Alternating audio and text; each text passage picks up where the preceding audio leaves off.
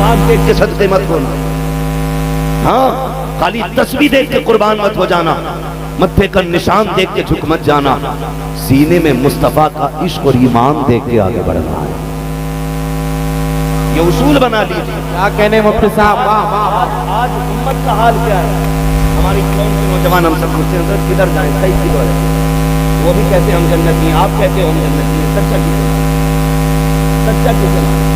میں تو سیدھی بات کہتا ہوں، میرے حضور نے فرمایا تھا ستفترق امتی ثلاثۃ و سبعین فرقہ کلہم فی النار الا واحدہ۔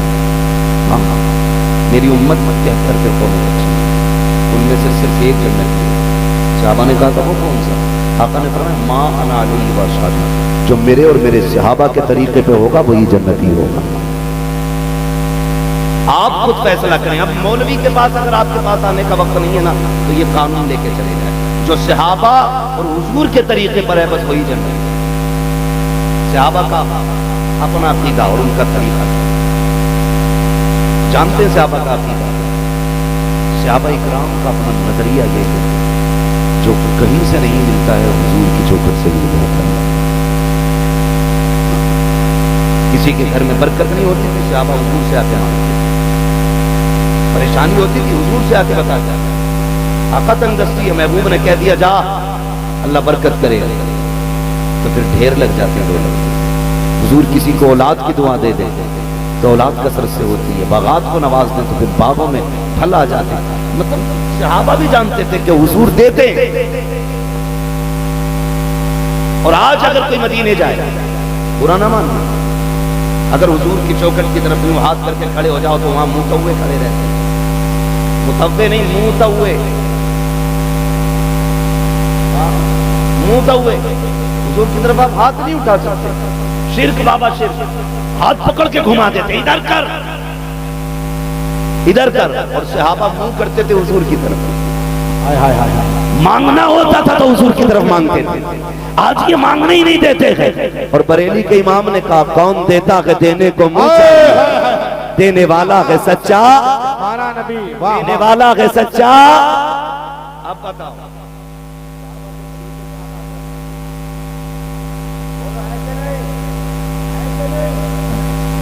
گرام شریف میں بیٹھا ہوا تھا، آدھا بالش اونچا پاجامہ پہن کے، کیا کہنے مفتی صاحب، ہاں میں نے خود دیکھا بچوں کے ساتھ بوتل لے کے نکلنا تھا۔ سرکار رئیس الاتقیاء سرکار ویس مصطفیٰ واسطی دامت اللہ علیہ کی بات، میں کچھ دیر دیکھتا رہا، میں کبھی بوتل دیکھتا کبھی پاجامہ دیکھتا، میں نے کہا اگر اونچا ہے تو بوتل کیوں، اور بوتل ہے تو پاجامہ چھوٹا کیوں؟ کیا کہنے آیا کیوں تھا؟ مفتی صاحب یہ سچ ہے، یہ اخبار نہیں، یہ کسی کی پڑھائی ہوئی بات نہیں۔ میں حیرت سے دیکھتا رہا، جب وہ چلا گیا میں نے سرکار سے ملاقات کی، میں نے کہا حضور آج حیرت ہو رہی ہے، کہا کیا ہوا؟ مسکرانے لگ گئے۔ میں نے کہا ابھی میں نے اونچے پاجامے والے کو دیکھا، کیا یہ لوگ بھی یہاں آتے ہیں؟ مسکرا کے کہنے لگے مولانا یہاں کون نہیں آیا کرتا ہے، یہاں ہر طریقے کے لوگ آتے ہیں۔ میں نے کہا اس کا نظریہ تو یہ ہے کہ حضور کچھ نہیں دیتے ہیں، اس کا عقیدہ تو یہ ہے مصطفیٰ بیٹی کو کچھ نہیں دے سکتے، پھر یہ نبی کے بیٹے کے دروازے پہ کیا لینے کے لیے آیا تھا؟ مسکرا کے کہا مولانا کچھ مجبور ہو کے مانتے ہیں اور کچھ مسرور ہو کے مان جایا۔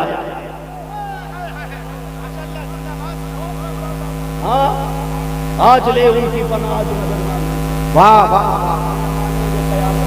سبحان اللہ سبحان اللہ۔ ہمارا باپ وہاں کھڑے ہو کے حضور کی چوکھٹ سے گھما دیتا ہے، اور جب تمہارے بچے ٹھیک نہیں ہوتے تو پھر بلگرام شریف جاتے ہو۔ ہائے ہائے ہائے ہائے ہائے ہائے ہائے، ہم جانتے ہیں، تم بھی یہ جانتے ہو، ہمیں پتا ہے اور تمہیں بھی یہ پتا ہے کہ دوائے درد عیسیاں سیدوں کے در سے ملتی ہیں۔ سبحان اللہ۔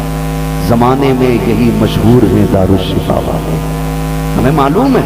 اور بھائی اللہ آپ کو سلامت رکھے، اپنے نظریے کی حفاظت کرو، اور جب تک زندہ رہو مسلک اعلیٰ حضرت پہ قائم رہو، مسلک اعلیٰ حضرت پہ قائم رہو۔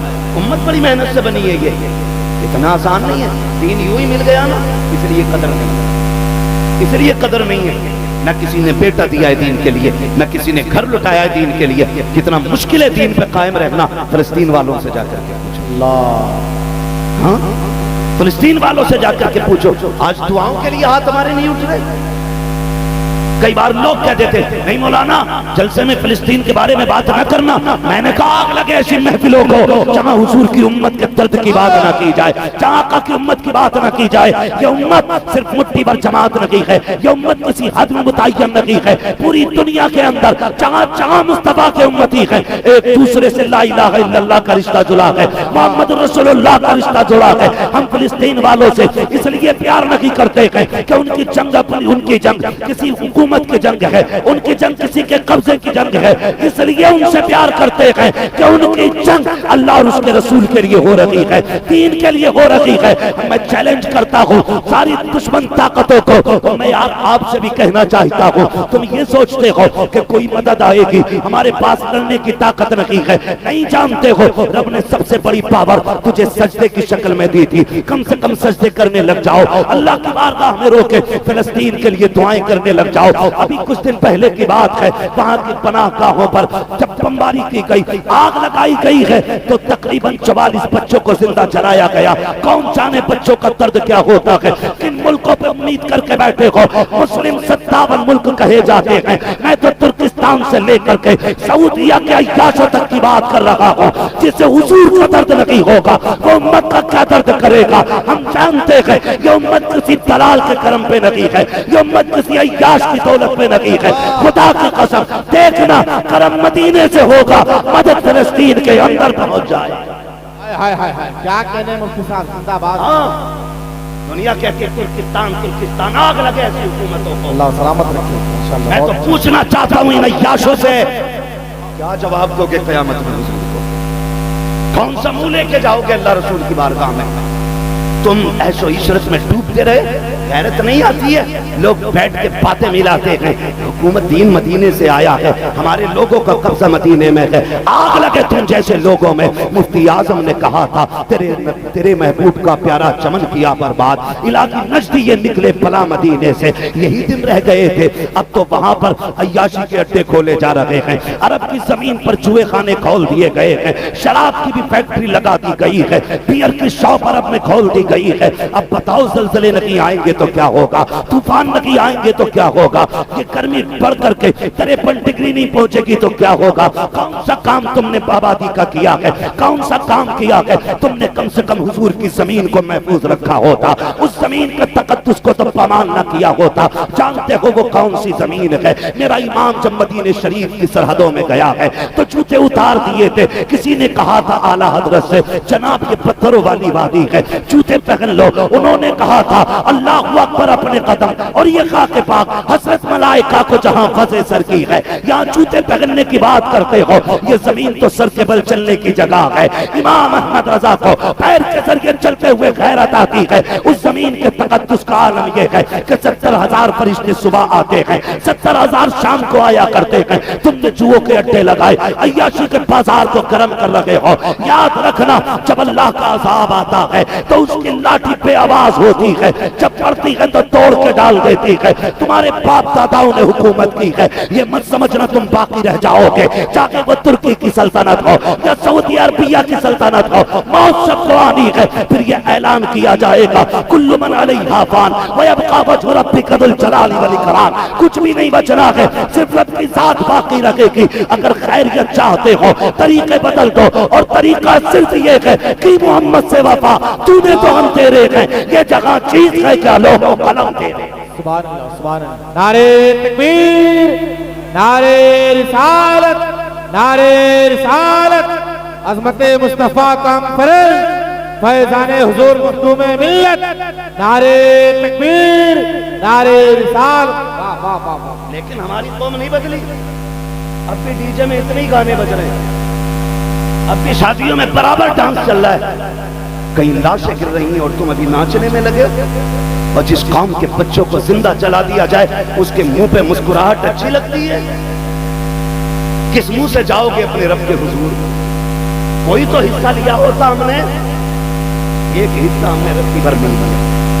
ہاں تو بھائی کربلا کی تاریخ 1400 سال پرانی ہے، لیکن فلسطین کی تو بھی کل کی بات ہے، کل کی بات ہے۔ کربلا میں بھی پانی بند تھا، فلسطین میں بھی پانی بند ہے۔ کربلا میں بھی پیاسے شہید کیے گئے، فلسطین میں بھی پیاسے شہید کیے جا رہے ہیں۔ کربلا میں بھی اکبر کی لاش پر بہن نے پہرا دیا تھا، پھوپھی نے پہرا دیا تھا، حسین کی لاش پر سیدہ زینب نے پہرا دیا تھا۔ آج فلسطین میں بھائیوں کی لاشوں پر بہنیں پہرے دے رہی ہیں۔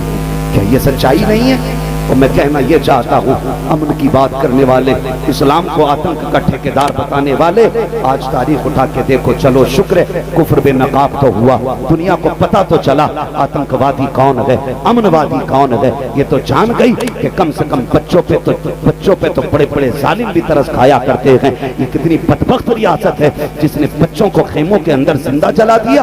اور بھائی یہ تمہارا دھرم ہے، آگ لگے تمہارے جیسے دھرموں کو اور تمہاری جیسے نظریے رکھنے والوں کو۔ تمہیں پتا ہے محبوب علیہ السلام دیکھو، مذہب اسلام کو دیکھو، آج ہمیں ہوش میں آنے کی ضرورت ہے۔ نوجوانوں، یہ شادی کی باجے گاجے بند کرو، یہ تماشے بند کرو، آتش بازیاں بند کرو۔ اگر رب نے دولت سے نوازا ہے، اگر پیسے والے ہو، مرنا سبھی کو ہے، امیر بھی مرے گا، غریب بھی مرے گا۔ کسی کے جنازے میں سونے کی چادر نہیں ہوگی، کسی کی قبر میں سونے کی اینٹ نہیں لگنی ہے، سب کو مٹی میں لیٹنا ہے، سب کے اوپر لکڑی کے تختے لگنے ہیں، سب کے اوپر منو مٹی پڑنی ہے۔ کوئی نہیں ہوگا کسی کا مددگار۔ جب آخری تختہ لگایا جائے گا، قبر میں اندھیرا پھیلے گا، تب آنکھ عقل ٹھکانے لگ جائے گی۔ وہ جو دولت پہ ناز کیا کرتے تھے، وہ جو پاور کی بات کیا کرتے تھے، وہ جو امن کہہ کر کے امن کی بات کرنے کے بعد لوگوں پر ستم برداشت کیا کرتے تھے، پوچھا جائے گا جھنجھوڑ کر آج کیا امید لے کے آیا ہے، کیا کرم کی امید ہے؟ پھر پوچھا جائے گا کل جب تیرے اندر رحم نہیں تھا، آج رحم کی امید کیوں لے کے آیا ہے؟ کل تو نے رحم کیا ہوتا، آج تیرے اوپر رحم کیا جاتا۔ اور میری قوم کے نوجوانوں، رب نے تمہیں دولت سے نوازا ہے تو اس پیسے کو عیاشی میں نہ لگانا۔ دولت کی، آپ اپنی کمائی ہوئی محنت کی دولت کو باجے گاجے میں خرچ مت کرنا، ڈیجے گاجے میں نہ لگانا، آتش بازی میں نہ لگانا۔ اگر آپ کے پاس پیسہ ہے، مفتی صاحب نے ادارہ قائم کیا ہے، بچیوں کی تعلیم کے لیے بڑا قدم اٹھایا ہے، وہ پیسہ اٹھا کر کے لا کے ان کی گود میں ڈال دو اور پھر حساب لینے کے لیے مت آنا۔ میری قوم کا گندا رویہ یہ ہے، جو 10 روپے دیتا ہے وہ 1 لاکھ کا حساب لیتا ہے۔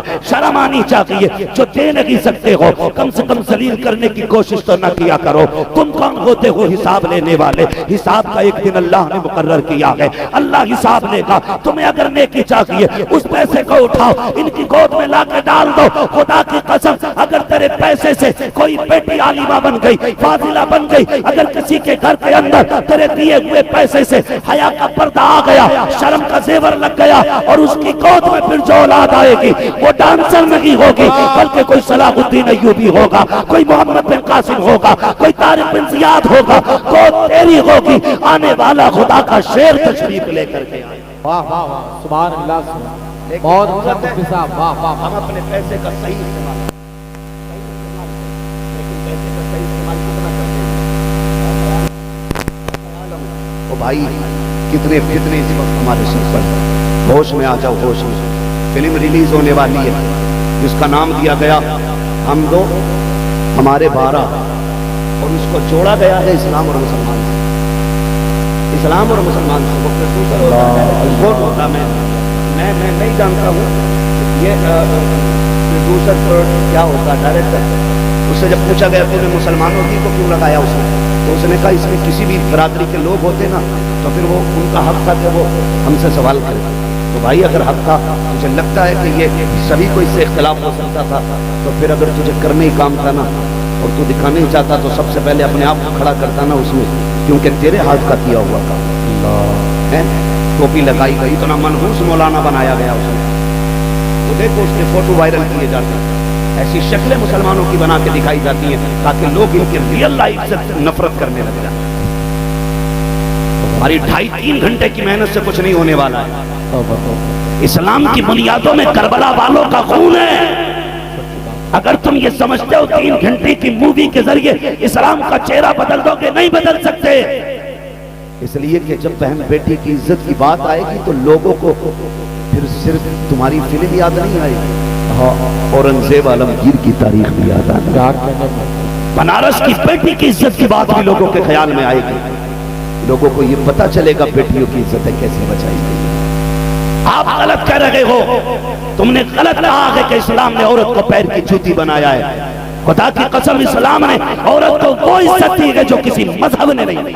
واہ واہ واہ واہ، کیا کہنے زندہ باد۔ ہاں، ہر مذہب نے اگر دیا ہوگا عورت کو ایک حق دیا ہے، اسلام نے عورت کو دو حق دیا، سبحان اللہ، دو حق دیے، ایک حصہ باپ کے گھر میں، دوسرا حصہ شوہر کے گھر میں۔ ڈبل حصہ اسلام نے عورت کو دیا۔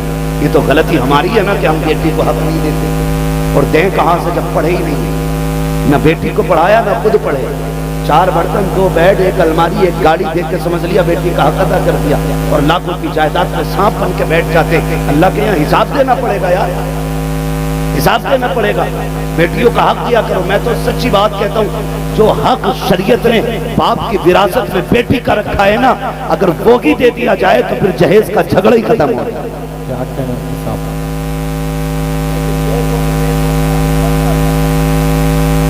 آج رشتے والا بھی پوچھ لیا کیا پڑھایا بیٹی کو، اگر یہ کہتے قرآن پڑھایا ہے، قاریہ ہے بیٹی ہماری بس، اور کیا چاہتا نا، بی اے کی تو مارک شیٹ ہوتی کم سے کم۔ ہم تعلیم کے مخالف نہیں ہیں، اور پہلے کہا تھا کسی نے تعلیم عورتوں کی ضروری تو ہے مگر خاتون خانہ ہو وہ صبا کی پری نہ ہو۔ واہ واہ واہ واہ، خاتون خانہ ہو وہ صبا کی پری نہ ہو۔ بھائی بیٹیوں کو تعلیم دے لیکن حیا کے پردے میں۔ کسی دھرم کا بندہ ایسا نہیں ہو سکتا جو یہ کہتے ہیں میں اپنی بیٹی بہن کو بے عزت ہوتا دیکھوں اور مجھے فرق نہیں پڑتا۔ ہر مذہب کا ماننے والا اپنی بہن کا رکھوالا ہوتا ہے کہ نہیں؟ بولو، ہوتا ہے کہ نہیں؟ عیسائیوں سب کو غیرت لگتی ہے اپنے بہن بیٹی کے اندر، اور ہر کوئی چاہتا میری بہن عزت سے رہے۔ تو پھر تمہیں کیا لگتا ہے غیرت جن کے خزانے سے نکلی ہو